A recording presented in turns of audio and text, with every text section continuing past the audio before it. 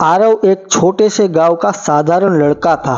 उसके पिता किसान थे और माँ घर संभालती थी। घर की आर्थिक स्थिति बहुत अच्छी नहीं थी, लेकिन सपने बहुत बड़े थे। आरव का सपना था कि वह एक दिन बड़ा अफसर बने और अपने माता पिता को गरीबी से बाहर निकाले। गांव के स्कूल में पढ़ाई करते हुए आरव को अक्सर लोग ताना मारते थे, तुम जैसे गरीब बच्चे क्या कर लोगे। ये बातें उसे चुभती थी, लेकिन वह चुपचाप सह लेता था और मन ही मन और मेहनत करने का फैसला कर लिया। 10वीं में आरव अच्छे नंबर लाया, लेकिन 12वीं में वह फेल हो गया। ये उसके जीवन का सबसे बड़ा झटका था। पूरे गांव में उसकी हंसी उड़ाई गई। वह कई दिनों तक घर से बाहर भी नहीं निकला। उसे लगने लगा कि शायद वह सच में कुछ नहीं कर सकता। एक दिन उसकी माँ ने उससे कहा, बेटा, हार वही मानता है जो उठना छोड़ देता है। भगवान ने तुम्हें कमजोर नहीं बनाया है। माँ के ये शब्द आरव के दिल में उतर गए।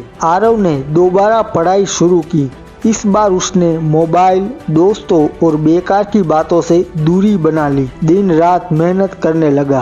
खेत में पिता का हाथ बटाता और रात को देर तक पढ़ाई करता।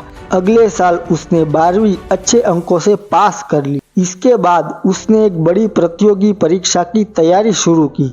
संसाधन नहीं थे, कोचिंग के पैसे नहीं थे, लेकिन उसका हौसला मजबूत था। वह पुरानी किताबों से पढ़ता, यूट्यूब से सीखता और रोज खुद से सवाल पूछता, क्या मैं आज कल से बेहतर बना। पहली बार में वह परीक्षा पास नहीं कर पाया।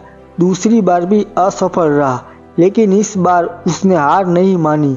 तीसरी बार उसने पूरी ताकत झोंक दी और इस बार सफलता ने उसका हाथ थाम लिया। जब परिणाम आया और आरव का नाम लिस्ट में था, उसकी आंखों से आंसू बहने लगे। वही लोग जो कभी उसका मजाक उड़ाते थे, आज उसे बधाई दे रहे थे।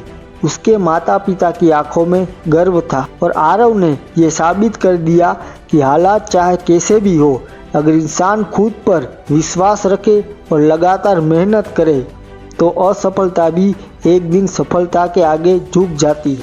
तो दोस्तों, इस कहानी से हमें ये सीख मिलती है कि असफलता अंत नहीं है, बल्कि सफलता की शुरुआत है। जो गिरकर भी उठता है, वही आगे चलकर इतिहास बनाता है।